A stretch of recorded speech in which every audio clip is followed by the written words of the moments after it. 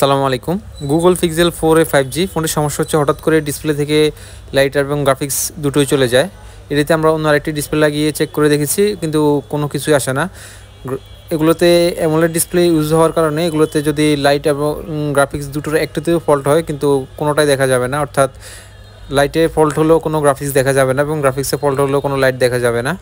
এই মুহূর্তে আমরা এটা বর্নিউ থেকে চেক করে নেব এটার লাইটিংয়ের জন্য কোন কোন লাইনগুলো ইউজ করা হয়েছে।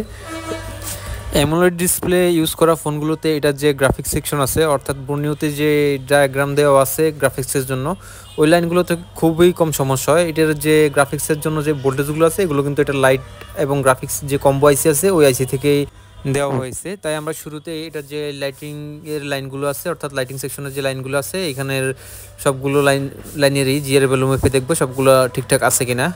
আমরা এক এক করে প্রত্যেকটি লাইনের জিআর ভ্যালু মেপে দেখছি।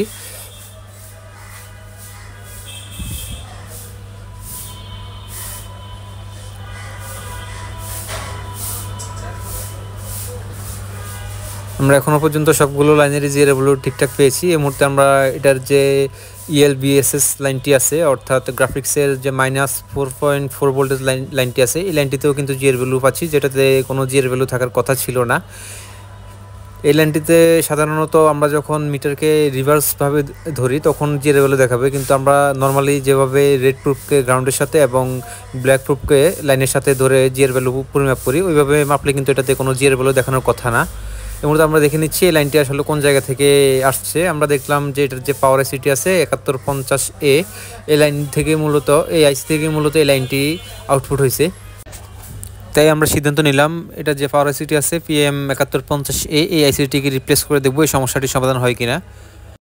পিক্সেলের মাদারবোর্ডগুলো থেকে যে কোনো আইসি উঠানোর সময় অত্যন্ত সাবধানতার সাথে আইসিগুলো তুলতে হয়, কেননা এই আইসিটির নিচেই আছে CPU এবং ইউএফএস আইসি। যদি এখানে একটু আমরা বেশি হিট দিয়ে আইসি তুলতে যাই, ওই ক্ষেত্রে দেখা যাবে যে নিচ থেকে CPU এবং ইউএফএসের বলগুলো ছেড়ে দিতে পারে।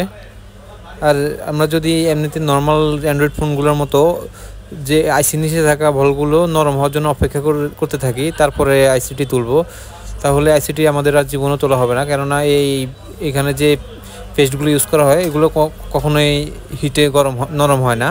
তাই আইসিটি আমরা এমনিতেই নর্মালি আইসি তোলার জন্য যে হিট দিয়ে ওই হিট দিয়ে একটু প্রেশার দিয়ে আইসিগুলো তুলে ফেলতে হয়।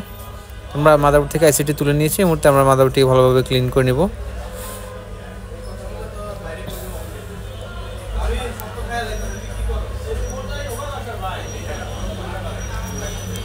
আমাদের মাদারবোর্ডটি যথেষ্ট পরিমাণে ক্লিন হয়ে গেছে। এই মুহূর্তে আমরা এখানে অন্য আরেকটি আইসি লাগিয়ে দেব।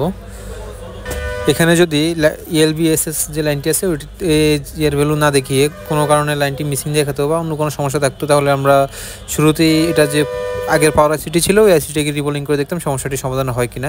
যেহেতু এখানে ওই লাইনটিতে মান দেখানোর কথা না, তারপরে মান দেখাচ্ছে, তার মানে আইসিটি ভিতর থেকে ড্যামেজ হয়ে গেছে। এই জন্য আমরা আইসিটিকে চেঞ্জ করে নিলাম। এই মুহূর্তে আমরা মাদারবোর্ডটিকে মোবাইলের সাথে সংযোগ করে দেখবো। তার আগে আমরা পুনরায় লাইনটিকে মেপে দেখলাম। এখন কিন্তু এখানে কোনো জিআর ভ্যালু দেখতে পাচ্ছি না।